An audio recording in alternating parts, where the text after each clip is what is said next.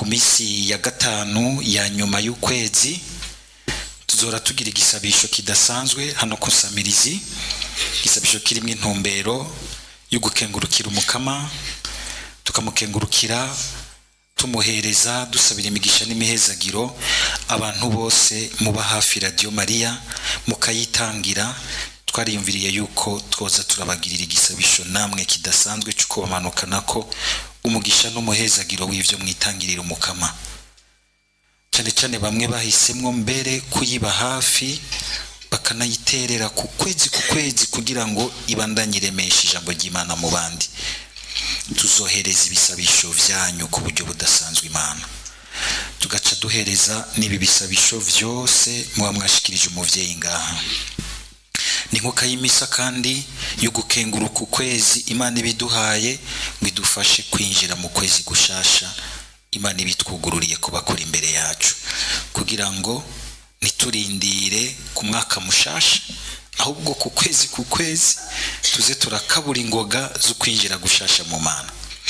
Tuzoboneraho kandi muri ico gisabisho gusaba dusabira birumvikana ibikorwa n'ubutumwa bya Radio Maria, ariko kandi tuzosabira cyane Ecclesia yacu, dusabire n'igihugu cyacu kirakeneye igisabisho rwose. Dusabire n'igihugu cyacu, murumva ibi byose bihinda aha duherereye ntibiri kure yacu. Biri muri ico gisabisho kuba bishoboye nkuko Ecclesia bitwigisha nkuko twabivuze, tuzogerageza kugira kandi umunsi wo kwisonzesha kugira ngo dusabe umukama adukize ibiduhanamiye mu buzima bw'imitima yacu, mu buzima bwo kubaho kwa misi yose aho hanze. Aho hanze umenga turimwe abantu baguma bidoga gusa, ariko iyo myidogo iri ngaho hanze tuyizane muri ico gisabisho tuyihereza Imana. Ntiguma ari imyidogo gusa, dusaba umukama ngo adukize ivyo bintu bizitanije ubuzima bwacu, ukamenga ntibuvaho buri, kamenga uretse ko bukiri imbere ahandi buguma busubira inyuma. Sinzi ko mubibona, nimwumva ko bitameze neza, ariko sigiye cyo kwihebura n'igihe cyo gusenga, kandi n'igihe cya Imana igomba ibone vy'ukuri abakunzi bayo. Dusengere n'igihugu cyacu. Hanyuma kandi ni misa zora tugira izo bije isozera nk'umunsi wose wo gusenga no kwisonzesha. Dutangura kare saa 3:30 tugahera guteramira isakramento, saa 6 tugahereza indamutso y'umumarayika, tukabandanya igisabisho. Muri wa mwanya wabamwe nkuka y'imisa, nta nkuka y'imisa izoba hazoca haba iyo yo ku mugoroba, muga muri uwo mwanya w'inkuka y'imisa nzohora ndahaca kugira ngo nakire abifuza isakramento ry'ikigongwe, kugira ngo uwo munsi bawugabanemwe n'imbabazi z'Imana.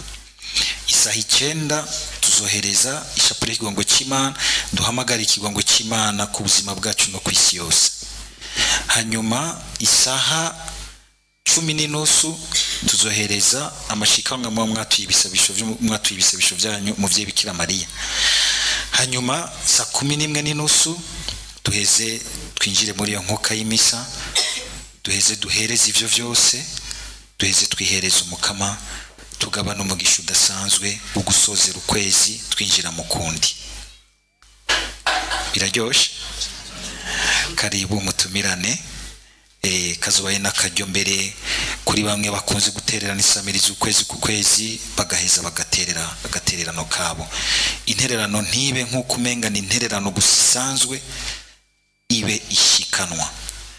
Muri iyo nkuka y'imisi umuntu akagira ati ndatwaye nanje agashikanwa. Ni byiza yuko duseruka imbere y'Imana hari ico natwe dushikaniye Imana. N'utagifise n'uri mu bitaro agwaye hariya mu bitaro, uzohereza ububabare bwawe, biruti ndifatanije n'abandi muri Radio Maria dusengere rwose ubutumwa bw'inkuru nziza bumenagure busenyagure ibituzitanije, twinjire mu Mana dushikaho Imana idushakira.